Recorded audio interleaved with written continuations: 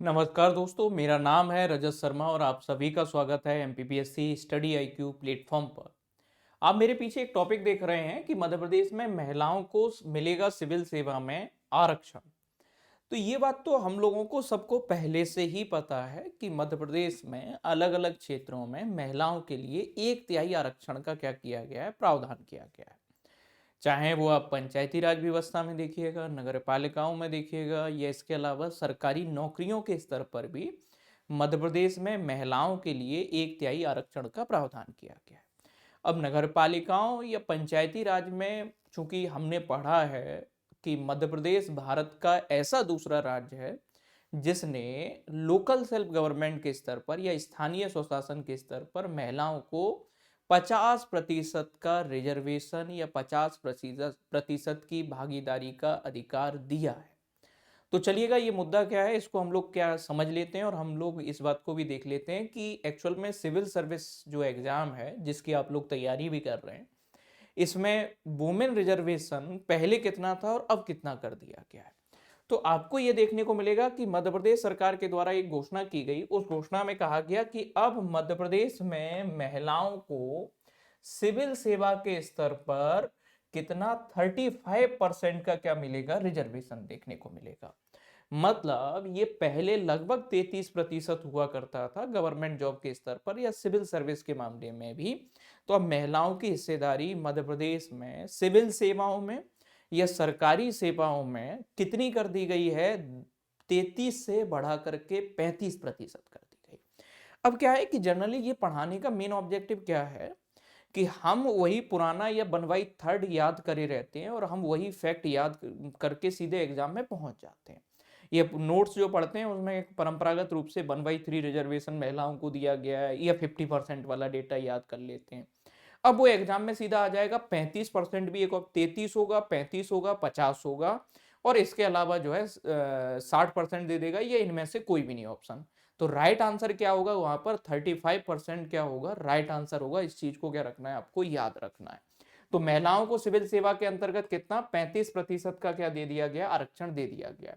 इसके अतिरिक्त आप संविधान के भाग 9 में आप लोग पढ़ते हो कि 243D एक आर्टिकल है, इसके अंतर्गत पंचायती राज व्यवस्था में या पंचायतों में महिलाओं को 50% का रिजर्वेशन दिया गया है। 243T के अंतर्गत नगर पालिकाओं में आरक्षण का प्रावधान है और नगर पालिकाओं में आरक्षण के प्रावधान के अंतर्गत महिलाओं को म्युनिसिपैलिटीज या नगर पालिकाओं में 50% का आरक्षण दिया गया है। ये दोनों ही जो आर्टिकल हैं 243D या 243D, ये आपको पंचायत से रिलेटेड देखने को मिलेगा, ये म्युनिसिपैलिटी से रिलेटेड देखने को मिलेगा। दोनों में ही आप देखोगे कि 243D में आरक्षण पंचायतों में और टी में हमें नगर पालिकाओं में आरक्षण। किस किस के लिए रिजर्वेशन का प्रोविजन किया गया दोनों जगहों पर, SC ST और वुमेन। ओबीसी के रिजर्वेशन का सीधे तौर पर प्रोविजन नहीं किया गया है। पंचायतों नगर पालिकाओं में अन्य पिछड़ा वर्ग को आरक्षण राज्य विधानसभा या राज्य सरकार की डिस्क्रिशन पर निर्भर करेगा कि अगर स्टेट गवर्नमेंट या स्टेट लेजिस्लेचर चाहेगा तो पंचायती राज और नगर पालिकाओं में ओबीसी को रिजर्वेशन मिलेगा, नहीं पॉपुलेशन नहीं होगी तो रिजर्वेशन नहीं दिया जाएगा। तो जनरली जो मॉडल एक्ट है उसमें दोनों ही आर्टिकल में SC ST और महिलाओं के रिजर्वेशन का प्रावधान किया गया है पंचायतों और नगर पालिकाओं में। मध्य प्रदेश में महिलाओं को पंचायतों नगर पालिकाओं में कितना आरक्षण है, 50% का। और 50% आरक्षण देने के मामले में मध्य प्रदेश भारत का दूसरा राज्य है। पहला राज्य जिसने महिलाओं को पंचायती राज या नगर पालिकाओं में 50% का आरक्षण दिया उसका नाम है बिहार। इसके अलावा 35% रिजर्वेशन दे दिया गया है मध्य प्रदेश में महिलाओं को सरकारी सेवाओं में, केवल एक विभाग को छोड़ करके, वन विभाग को छोड़ करके। पहले सरकारी सेवाओं में मध्य प्रदेश में महिलाओं का रिजर्वेशन कितना था, 33% था। अभी मोहन सरकार जी के द्वारा क्या कर दिया गया, इसको 2% का इंक्रीमेंट कर दिया गया है कि वुमेन के पार्टिसिपेशन या महिलाओं की भागीदारी को सेवाओं में बढ़ाने के लिए 2% का अतिरिक्त आरक्षण दिया गया है महिलाओं को सरकारी सेवाओं में। केवल एक विभाग को छोड़ करके फॉरेस्ट डिपार्टमेंट को, बाकी सभी विभाग जो हैं उनमें अब महिलाओं का कितने प्रतिशत आरक्षण होगा, 35% आरक्षण का क्या कर दिया गया है, प्रावधान कर दिया गया। अगर आप एमपीपीएससी की सिंसियरली प्रिपरेशन कर रहे हैं तो हमारा टेलीग्राम चैनल ज्वाइन कर सकते हैं। सर्च क्या करना है टेलीग्राम पर, रजत शर्मा सर, या ये क्यूआर कोड को स्कैन कर देना है, आप सीधे हमारे टेलीग्राम पर क्या हो जाएंगे, रीडायरेक्ट हो जाएंगे।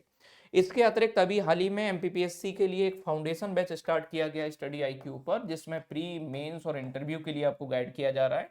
आप कोर्स को ज्वाइन कर सकते हैं, हमारा कूपन कोड है RJT लाइव। ये कोर्स कब तक इसमें एडमिशन चल रहे हैं, 15 दिसंबर तक, तो इस कोर्स को क्या कर सकते हैं, आप ज्वाइन कर सकते हैं। थैंक यू एवरीवन, बने रहिएगा स्टडी आईक्यू के साथ। Thank you.